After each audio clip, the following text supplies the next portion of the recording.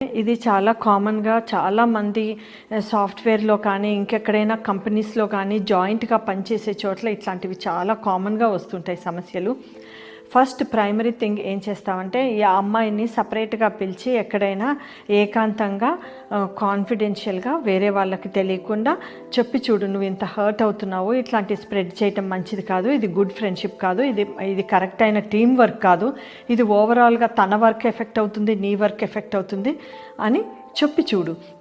మీ కొలీగ్‌లో ఆవిడలో కొంచెం జెలసీ కూడా కనిపిస్తుంది. సో, నువ్వు ఏం జెలసీ ఫీల్ అవ్వట్లేదని, నువ్వు తనంటే ఇష్టమే అని, కలిసి వర్క్ చేద్దామని అనుకుంటున్నావని నువ్వు తెలియజేసి ఫ్రెండ్షిప్ చేసుకో. అది కుదరకపోతే నెక్స్ట్ స్టెప్, మీ కొలీగ్స్లోనే ఇంకెవరిదైనా హెల్ప్ ఇద్దరు ముగ్గురు తీసుకొని ఇద్దరు ముగ్గురు కలిపి చెప్పటానికి ట్రై చేయండి. ఈ కొలీగ్స్లో మీ లెవెల్లో అవ్వకపోతే దాని తర్వాత పై అధికారికి వెళ్ళాలి. ఇది అంతా చెయ్యలేకపోతున్నావు, నీకంత ధైర్యం లేదు అనుకుంటే ఇగ్నోర్ చేయటం బెటర్. ఓవరాల్గా స్లోగా ఓవర్ ద టైం నిజాలు అవే బయటపడతాయి.